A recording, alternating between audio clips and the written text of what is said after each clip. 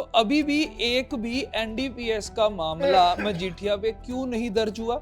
जो अभी ये दर्ज हुआ है, ये आय से ज्यादा संपत्ति का मामला दर्ज हुआ है।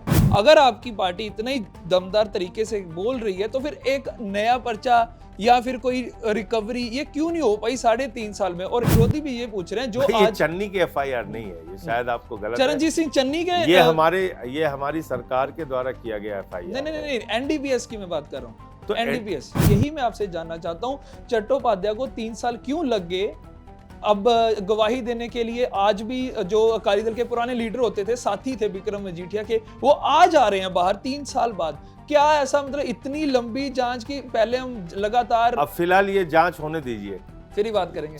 जांच होने दीजिए। तो फिर केजरीवाल जी ने माफी क्यों मांग ली थी? आपके भी केस चल रहे हैं अभी तक, उन्होंने क्यों माफी क्यों मांगनी पड़ी? देखिए, राजनीति में है या पार्टी संगठन के विस्तार में लगा हुआ है या दिन रात वो पार्टी को बढ़ाने के लिए मेहनत कर रहा है, तो अब आप एक ही व्यक्ति को तमाम कामों में उलझा के रखें, वो राजनीतिक रणनीति का अच्छा हिस्सा नहीं होता। संजय जी, मैं आपको पूरी तरह से पंजाब की ओर लेके जाना चाहूंगा। पंजाब में अभी अभी मजीठिया की गिरफ्तारी हुई, उस पर आप पहला स्टेटमेंट आप क्या देना चाहते हैं? देखिए, उसके खिलाफ बहुत सारे प्रमाण हैं जो ये बताते हैं कि ड्रग्स का धंधा जब मजीठिया मंत्री था तो खुलेआम वहां पे चला, और ड्रग्स का धंधा करने वालों को संरक्षण दिया गया। पंजाब वो राज्य है, 17 के पहले मैं वहां पे प्रभारी था, वहां नौजवानों की मौत हुई, स्कूल में पढ़ने वाले बच्चों की मौत हुई, किसानों की मौत हुई। तो नशा वहां की जवानी में घोला गया, वहां के लोगों को नशे की लत लगाई गई, नशे का हजारों करोड़ का व्यापार खड़ा किया गया, और उस व्यापार को संरक्षण देने का काम विक्रम मजीठिया करता था। और उसके खिलाफ मैंने बोला तो मेरे खिलाफ 2 जगह उसने डिफेमेशन के केस कर रखे हैं, जिसकी लड़ाई मैं लड़ रहा हूं। उसके खिलाफ ईडी के अधिकारी निरंजन सिंह जी ने बोला तो उनका ट्रांसफर कर दिया जाता है।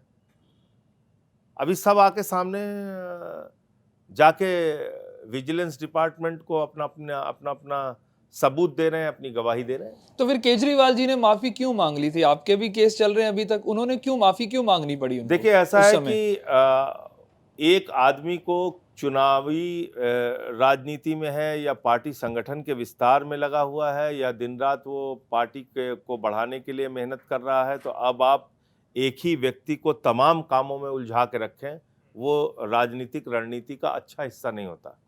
तो इसलिए हम लोगों ने ये फैसला किया कि हम उस लड़ाई को हम लड़ेंगे।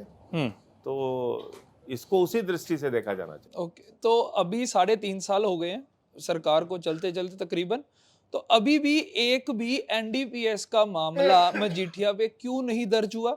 जो अभी ये दर्ज हुआ है, ये आय से ज्यादा संपत्ति का मामला दर्ज हुआ है, जो आपके सरकारी वकील ने भी बोला है, और जो आपकी पार्टी है वो प्रचार कर रही है कि नशे का।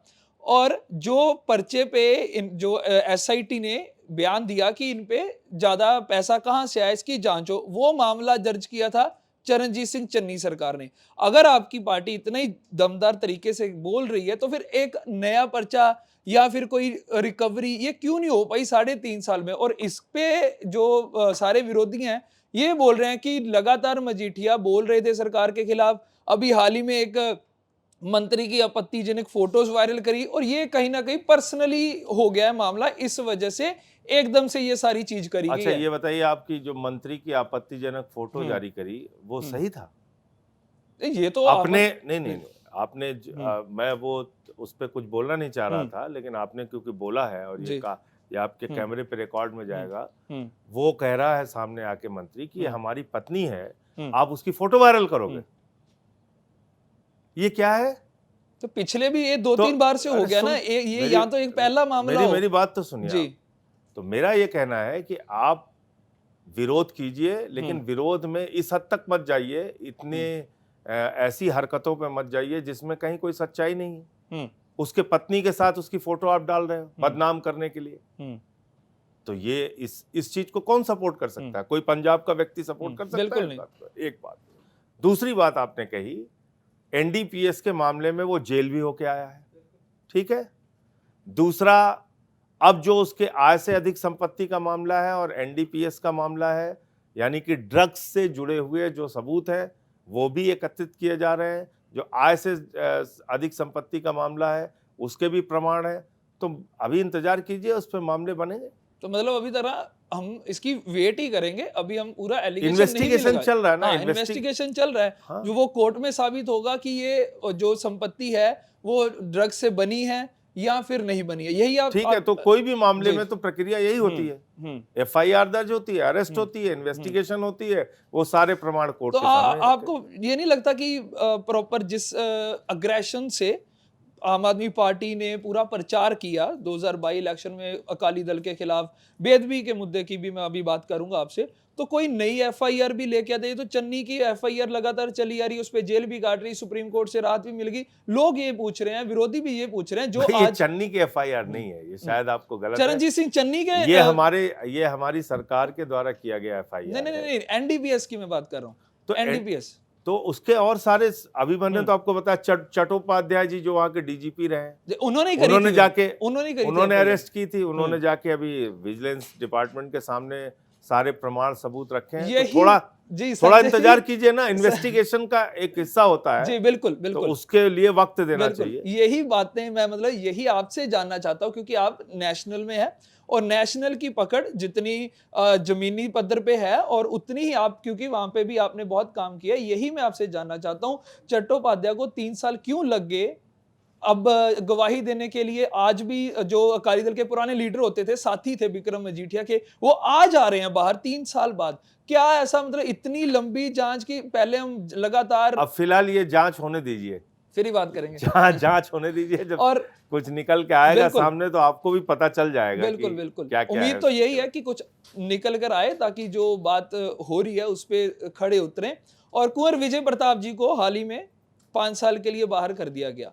क्या आपका इस पे है कि वो बार बार क्यों बोल रहे थे, स्टेटमेंट दे रहे थे मीडिया में आके, ये आम आदमी पार्टी की पॉलिसी नहीं है?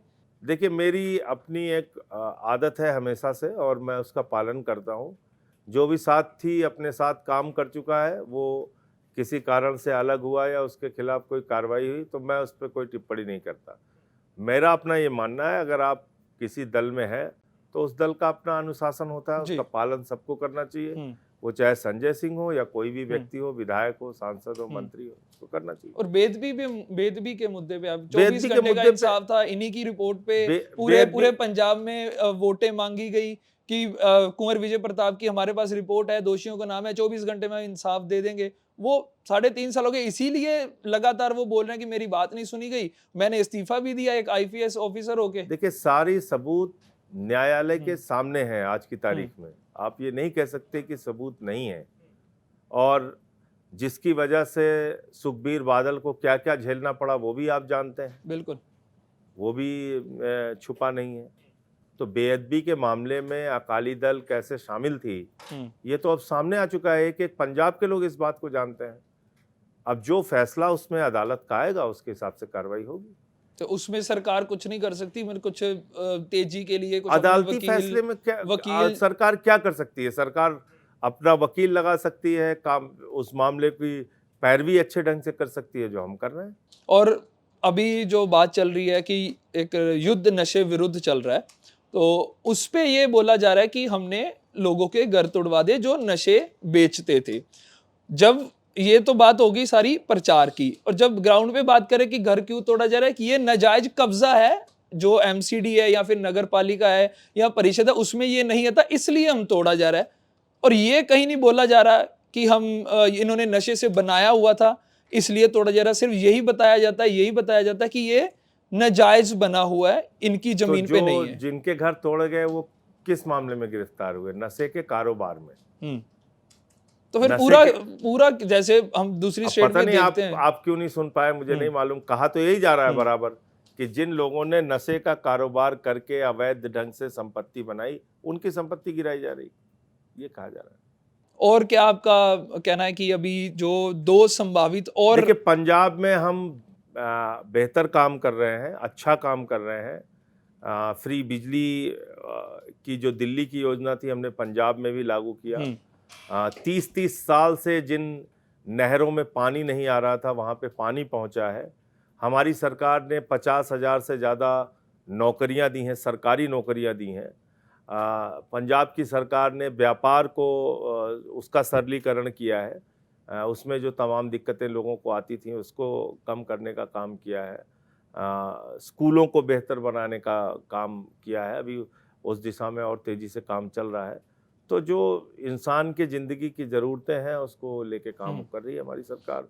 और नतीजा भी आपको लुधियाना में, जालंधर में जितने भी बाई इलेक्शन हुए उसमें आम आदमी पार्टी के पक्ष में दिख रहा है। तो शायद हमारे फैसले से लोग खुश हैं, तभी ये फैसला दे रहे हैं। और एक अभी क्लीन चिट दे दी गई है एक विधायक को जिनको पकड़ा गया था सबसे पहले आपकी सरकार में करप्शन पे। भगवंत मान ने खुद आके बोला था मुख्यमंत्री जी ने कि इनकी रिकॉर्डिंग मेरे पास आ गई है, ये मान चुके हैं, अब उन्हें क्लीन चिट दे दी कि उस केस का स्टेटस मुझे पता नहीं है, तो मैं उस पर कोई टिप्पणी नहीं कर सकता। जलंधर बाई इलेक्शन हो सकता है?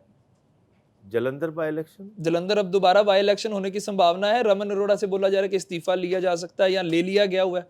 नहीं, उसके जिनको दोबारा से जिनको गिरफ्तार किया गया है। नहीं, उनके बारे में उनको गिरफ्तार किया गया है करप्शन के मामले में। अब मेरे ख्याल से उस वहाँ बाई इलेक्शन वाली बात तो मुझे नहीं पता।